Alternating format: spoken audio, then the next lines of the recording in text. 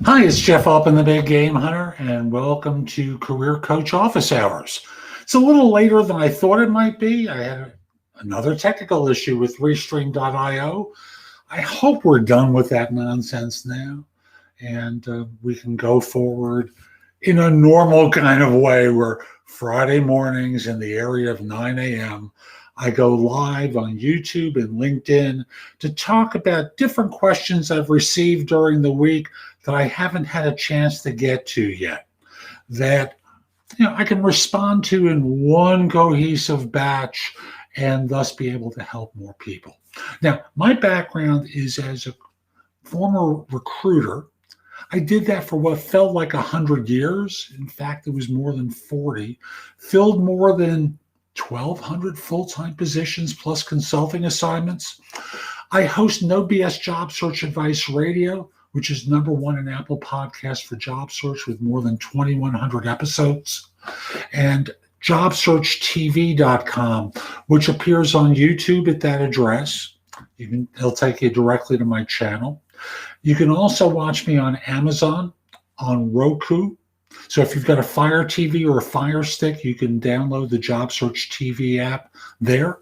On Roku, on Apple TV, and maybe 90 other smart sets through bingenetworks.tv. So I've got a pretty big footprint there. Plus on Amazon, if you look me up, again, Jeff Altman, what you'll find is I've written 8 books and guides to job search under the Job Search Essentials series. And the way to look for me, it's probably easiest because I know there's a comedian with the name Jeff Altman. So if you just do a regular search, you'll find a lot of his stuff and his books. So look for me under Kindle. You'll get my paperbacks there as well. But it's easier to find my personal content if you search for Jeff Altman as a Kindle book, and you'll find my information there. So I've got a bunch of questions from people who I didn't have a chance to get to, and I'm going to answer now. And I do hope you find this helpful. I have chat open now, and if you'd like me to answer a question of yours or you have a comment for me, I'll just simply say, leave a message in chat. I'll try and respond during the live. And in this way, very simply, we'll try and get everyone covered today, okay? So in the meantime, let me start off with the first question, which is one of these classic fear-based questions because people don't understand the impact of robots. And the question is, will robots take my job? So I'm going to go back in time and simply say that there was a time when people were concerned about computers and automation, and would computers take people's jobs? And they were thinking in terms of first secretaries in companies, and would computers take their job? Because the first thing that came out was not a PC, it was something called the display writer from IBM. Excuse me, I can take these off. I was on with chat at Restream before, and no reason for me to be wearing these now. So with display writers, it was there to replace the typewriter, and it had a tiny memory, and it had instructions that were programmed in, and secretaries throughout the world were panicked that this was going to eliminate their jobs. Now, what's happened over the course of time is that new jobs have been created as a result of automation, right? Because you don't need a secretary. Most of us do our own, what used to be called word processing, right? So we do our own communications. We don't need a secretary to type a letter to our boss asking them to do something, or typing a letter to our client.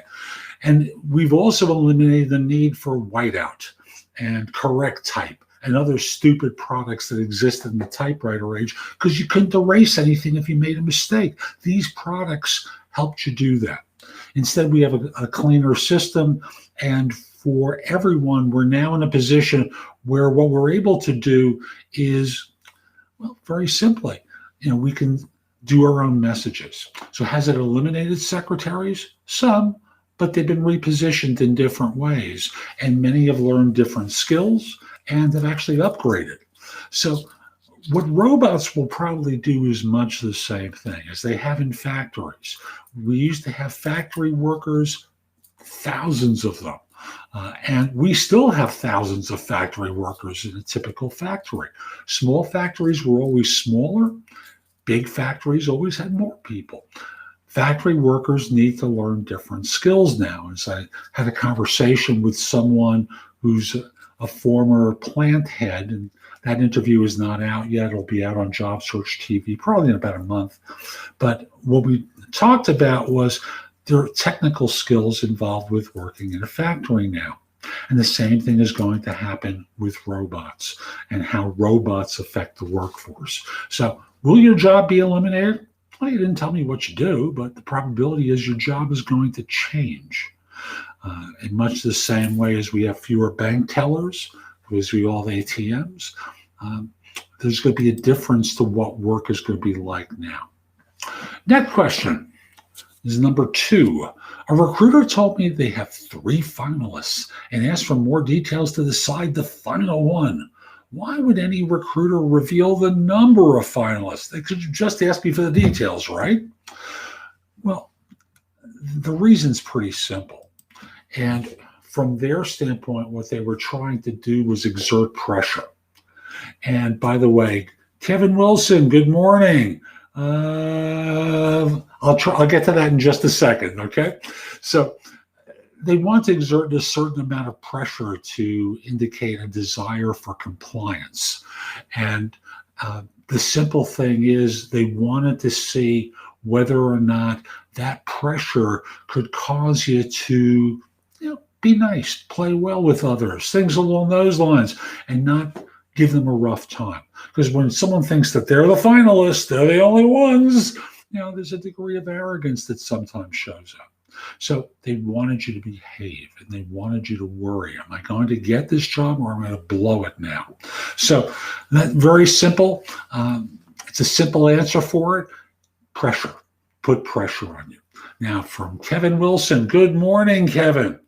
So Kevin has 8 to 10 different job titles. Oh, he's applied to 8 to different job titles. Should I create a few general templates for my cover letters after tweaking each one for time and efficiency, or do something else to get these cover letters in an efficient manner? Okay.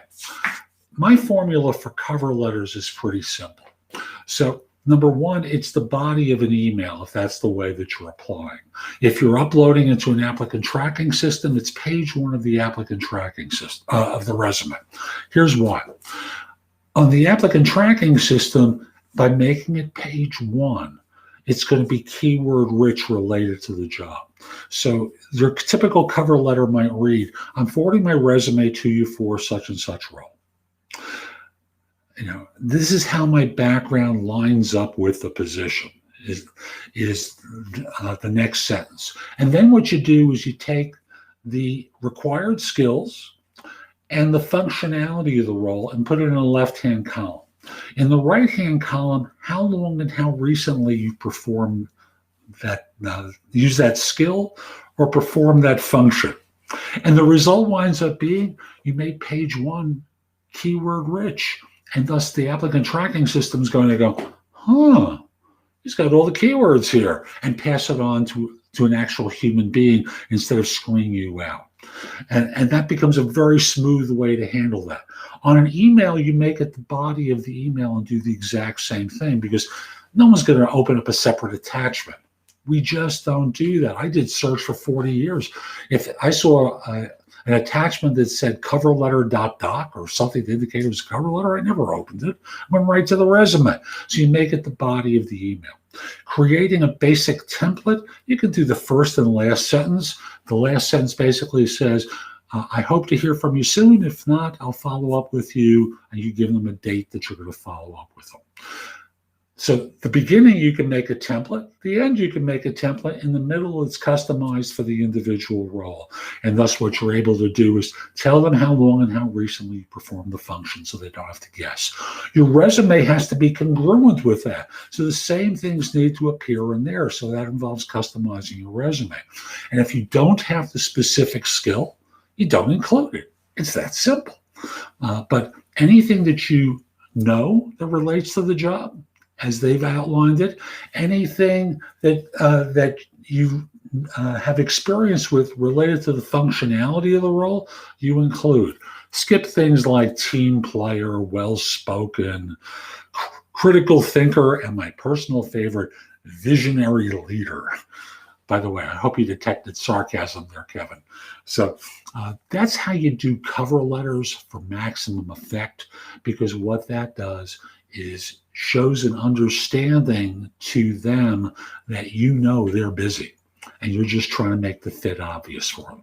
So hope that helped you. And let's go on to the next question.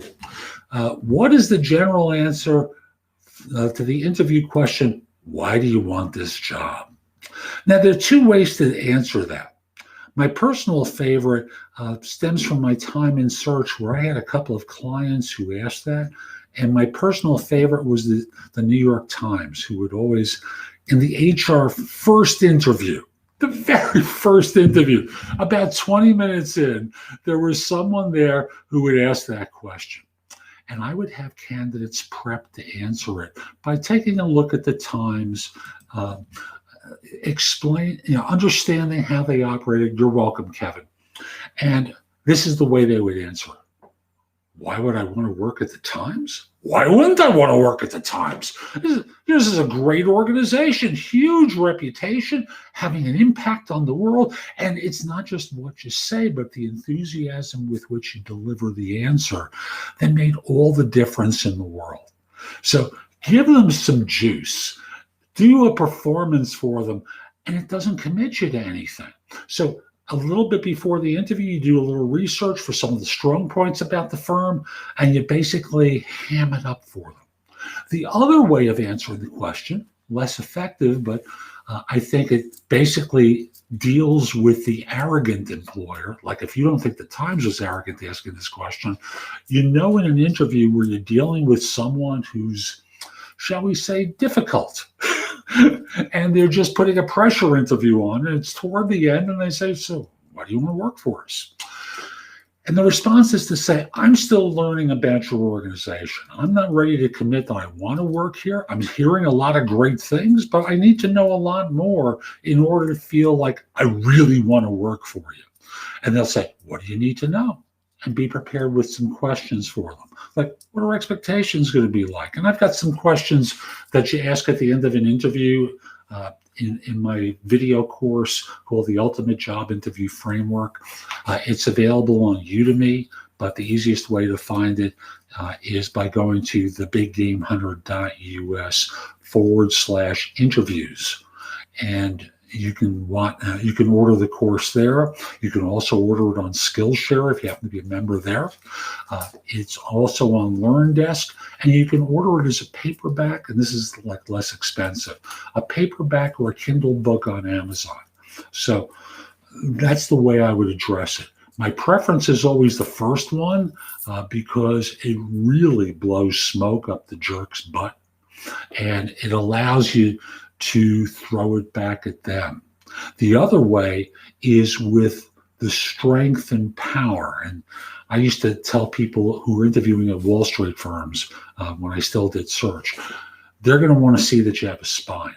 They don't want to hire weak people. So if you're able to look them square in the eye, as I'm doing to the camera right now, and say, I haven't made a decision yet. What I'm trying to do is to figure out, is this opportunity right for me? In much the same way as you're evaluating me. So I need to know a lot more. I've let you do a lot of the questioning, and as we go further along, I'll be able to answer once and for all, beyond money, whether this is the right opportunity for me. So those are the two ways of answering that question. Next one. Oh, I verbally accepted a job offer, and I haven't gotten an offer letter. It's been a week, and the recruiter is not answering my calls and responding to an email. What should I do? Now, I have to preface this by saying it's possible that you interpreted their inquiry about compensation into they're making me an offer. They may not have made that decision yet.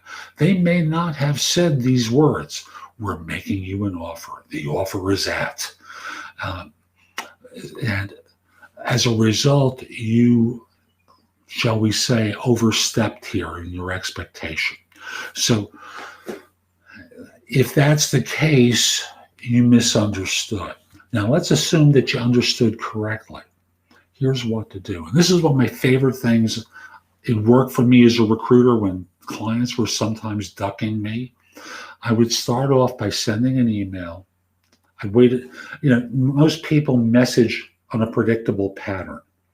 And, they do it twice a day or every day or something predictable. So you skip a day or you come off the pattern in some way. And then the subject line of the message or text says, are you okay?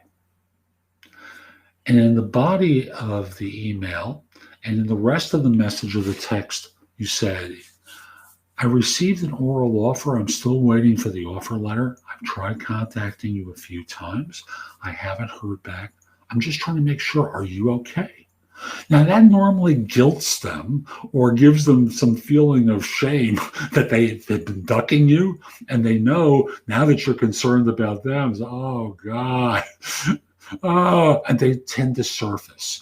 And people have messaged me on YouTube recently who've tried this, and they said, as I've said to them, it works like a charm because it takes it out of the professional and puts it into the personal. And they're not ready for that. And you're using it as a weapon. So are you okay as the subject line works very, very well. Now, if they don't respond to that, I would expect they're hiding because they have to pull out of this thing. And they don't want to tell you. I would try and escalate at a level above them. So if you're probably talking to HR and you escalate it to the recruiter's boss. If you're talking to the hiring manager, you first want to confirm that they're in, that they're still working there. Because I did have an incident once where the person who extended the offer resigned and now they put an oral offer out, but they didn't put it in writing. And I didn't tell my person to quit. I told them wait for the offer letter and they backed out of it. So recognize that that's a possibility, assuming that you talk to a staffer of theirs and you find out that they're in, you escalate at a level above them and say, I've been trying to reach so-and-so for 2 weeks now. They made me an offer. I haven't gotten it in writing. I can't quit, obviously. Could you ask them to call me, please? And again, what'll happen is the director will go to the manager and go, what's with this? Now, this may cause the deal to blow up, but it's already blowing up, is the reality to it. You may not want to experience that. You just want them to surface. But after 2 weeks of telling you that we're making you an offer, if they haven't given an offer letter yet, there's something wrong. And you got to understand that because otherwise you're kidding yourself. It's so rare that this option exists where you're in a situation where they're making the offer, they're doing all the right things, and after 2 weeks you don't have it. They got a template set up. They just got to plug in the title, your name, and the salary. 3 steps. It's no big deal. So blow it up. They don't really want you. And that seems to be what their behavior is telling you, even though we don't want to face it. Why did my employer turn me down for the job and then call me a few weeks after offering me the job? Again, let's kind of look at this. And it looks like it may be for an internal position. But let me deal with this as an external first. You got rejected for a job. and now they're calling you a few weeks later to make the offer. Why would they do that? Answer, the person they made the offer to didn't show up, didn't accept.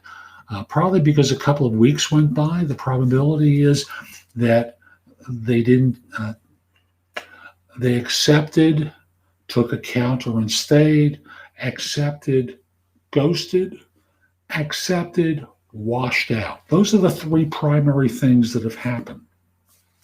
With the result being that for you, you weren't the first choice. Nothing wrong with that, but you know on the way in that you weren't their first choice.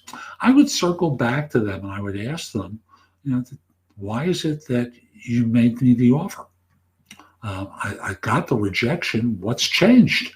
So you want to hear from them the truth. If they can't tell you the truth about what happened, well, that's information for you, that they're prepared to lie to your face at a moment's notice, and you'll never know. So just be smart about this. I'm not saying you should turn down the job because it's probably a good opportunity, but just be aware they can lie to you at any time. And they're prepared to do that at any time. Because normally when this kind of dance is going on, remember, interviewing is like dating, and they want to get married now. And they left you at the altar for someone else, and now they're coming back and going, I'm sorry. The other person didn't work out, so I'm coming back to you. That's really what's going on. Let me come back to the next question. I'm just going to remind folks, if you've got a question for me, put it in chat, and I'll try and get to you today, as I did with Kevin earlier. I've got one more question as of now. If a company rejected me when I directly applied, but after a few months, an agency calls me for the same role, should I go ahead and apply again? Or tell them that I applied with the company before, but was rejected immediately? I like this question because, number one, I have the opportunity to say to someone, don't cheat the agency out of their fee. And that's what you'd be doing by going directly to the employer at that point. You didn't know the job had reopened, because that's probably what's happened after a few months. You didn't know that job was there without them. And the person who contacted you is someone who's got a wife, husband, or partner, may have kids, a mortgage. They minimally got to pay the rent, right? They've got bills. And you're taking food out of their mouth. You're taking money out of their bank account by applying directly, having taken their information and used it to your own advantage. I know people don't like recruiters, but they have a reason not to like a lot of you folks too. What do you mean? Because a lot of you think this way, like you're going to save the company money and they're going to want to hire you because of that. No. Doesn't work that way. Maybe in the 1970s it did when I first got into search, but not anymore. So let them do their job and tell them you had applied directly a few months before and got rejected. And you want to give them the courtesy of letting them know, why were you rejected? I don't know, I got a rejection letter. At some companies, because the system is automated, they may have to apply through the applicant tracking system on your behalf, and they may say, do you have a different email address than the one that you used to apply for this role? And the reason they're doing that is to get around the block the company may have about accepting a referral from them. You see, one of the simple ways that these systems track a previous referral of a resume is by your email address. So what you want to be prepared to do is to give them an alternate email address that may forward to your real one and thus allow them to resubmit you. So don't go directly. Don't do that kind of stuff. It's not the right thing to do. So I'm Jeff Altman, the Big Game Hunter. I hope you enjoyed this. I hope you found it helpful. I know Kevin did. He said, awesome answer, Jeff, after I finished. If you're on YouTube watching this now or at a later date, click the like button. I want to encourage you to forward this video, whether you're on LinkedIn or YouTube. Share it with other people. It will help other folks find work. And I'm also going to encourage you to subscribe to my channel on YouTube at jobsearchtv.com. Subscribe to my podcast, No BS Job Search Advice Radio. And LinkedIn user says, thanks. You're welcome. Subscribe to my podcast, No BS Job Search Advice Radio. It's #1 in Apple Podcasts for job search, more than 2,100 episodes. It's a 5-day-a-week show where, well, this will wind up as a podcast next week, but I do generally shorter episodes. I do one longer one each week at a minimum, but it's a 5-day-a-week show, and every once in a while I throw in a bonus episode. So I hope you subscribe. It will help you. If you're interested in my coaching you, visit my website, which is thebiggamehunter.us. There is a ton there in the blog that you can watch, listen to, or read. It may answer your questions. It'll certainly help you with a job search, but it's not personalized for you, and that's what my coaching is about. Taking those, believe it or not, 11,000 posts I have in the blog and consolidating them and personalizing them for you. So if you're interested in my coaching you can use the option at the website to schedule a free discovery call or schedule time for coaching. I would love to help. Lastly, if you're interested in my books on Amazon, like I said, look for me there. It's in the Job Search Essentials series. My 2 favorites are my 2 most recent ones. The Ultimate Job Interview Framework teaches you a methodology for interviewing that is fabulous. It is probably an 85-page book, and it really works well. This is one of the things I teach in my interview coaching, and it's there for, I want to say, $12, $13, something like that, or as a Kindle book for $9.99. You can also take the video course, as I mentioned earlier, at thebiggamehunter.us/interviews. The other book I want to mention on Amazon is The Right Answers to Tough Interview Questions. Answers a lot of questions. It's about 180 pages long. Answers or teaches you how to answer a lot of the obnoxious questions people are asked on interviews. So if you've got questions for me, you can email me at thebiggamehunter.us. Let's back up for a second. thebiggamehunter@gmail.com.